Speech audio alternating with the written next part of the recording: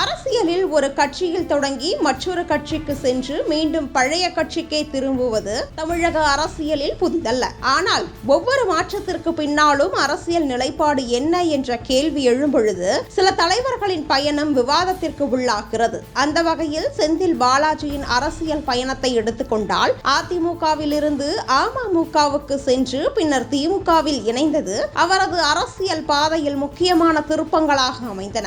2026 தேர்தலில் கூட கரூரில் நீண்ட காலமாக இருந்த தனது அரசியல் களத்தை விட்டு கோவை தெற்கில் போட்டியிட்டார். இதைத்தான் எஸ்பி வேலுமணியின் அரசியல் பயணத்துடன் ஒப்பிட்டு பார்க்கும்போது மிகப்பெரிய வித்தியாசம் தெரிகிறது. ஒருபுறம் சூழ்நிலைகளுக்கு ஏற்ப அரசியல் களம் மாறிய பயணம், மறுபுறம் கொங்கு மண்டலத்தில் பல ஆண்டுகளாக ஒரே கட்சியின் அடித்தளத்தோடு இணைந்து வளர்ந்த அரசியல் பயணம். கோவை மற்றும் கொங்கு மண்டல அரசியலில் எஸ்பி வேலுமணியின் பெயர் என்பது வெறும் ஒரு தேர்தல் வேட்பாளரின் பெயர் அல்ல. நீண்ட காலமாக அதிமுக நிர்வாகிகள் மற்றும் தொண்டர்களுடன் உருவாக்கப்பட்ட அரசியல் தொடர்பின் அடையாளமாகவே பார்க்கப்படுகிறது. 2026 தேர்தலிலும் தொண்டாமுத்தூர் தொகுதியில் அதிமுக வேட்பாளராக அவர் போட்டியிட்டார். அதனால்தான் செந்தில் பாலாஜி கோவைக்கு வந்துவிட்டார். இனி கொங்கு அரசியலில் புதிய கணக்கு என்று மட்டும் இந்த விவகாரத்தை பார்க்க முடியாது. கோவை என்பது வெறும் ஒரு புதிய தேர்தல் களம் அல்ல, அதிமுகவின் நீண்டகால அரசியல் வலிமையோடு தொடர்புடைய பகுதி.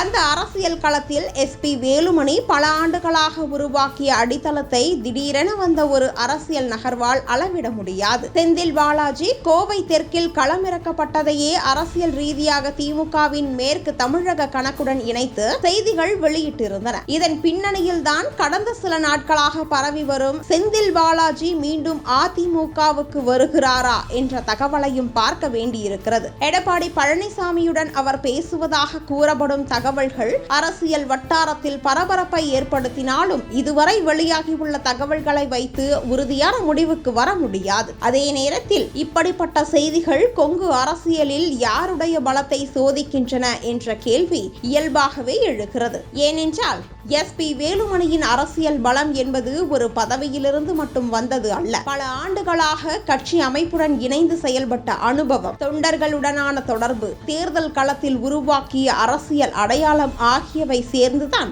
அவரது பலமாக மாறியிருக்கிறது. அதனால்தான் அவர் கொங்கு மண்டலத்தின் முக்கிய அதிமுக முகங்களில் ஒருவராக தொடர்ந்து பார்க்கப்படுகிறார். 2026 தேர்தலுக்கு பிறகும் அதிமுகவில் கருத்து வேறுபாடுகள் மட்டுமே உள்ளன, பிளவு இல்லை என்று வேலுமணி கூறியிருந்தது கட்சி ஒற்றுமையை முன்னிறுத்தும் அவரது நிலைப்பாட்டையும் வெளிப்படுத்தியது. இங்கேதான் முக்கியமான விஷயம் இருக்கிறது. அரசியலில் ஒருவர் எத்தனை முறை தேர்தலில் போட்டியிட்டார் என்பதை காட்டிலும் ஒரு பகுதியின் அரசியலமைப்பில் அவர் எவ்வளவு ஆழமாக வேரூன்றி இருக்கிறார் என்பதுதான் உண்மையான அளவுகோல். கரூரில் பலமுறை வெற்றி பெற்ற செந்தில் பாலாஜி 2026 கோவை தெற்கில் போட்டியிட்டது ஒரு முக்கியமான அரசியல் நகர்வு. ஆனால் கோவை அரசியலில் எஸ்பி வேலுமணியின் அடையாளம் அது போன்ற ஒரு திடீர் நகர்வால் உருவானது அல்ல. அதனால்தான் செந்தில் பாலாஜியை மையமாக வைத்து எத்தனை அரசியல் தகவல்கள் பரவினாலும் அதன் மூலம் எஸ்பி வேலுமணியின் அரசியல் இடத்தை குறைத்து மதிப்பிடுவது அவ்வளவு எளிதல்ல. கட்சிகள் மாறலாம், தொகுதிகள் மாறலாம், அரசியல் கணக்குகள் மாறலாம்.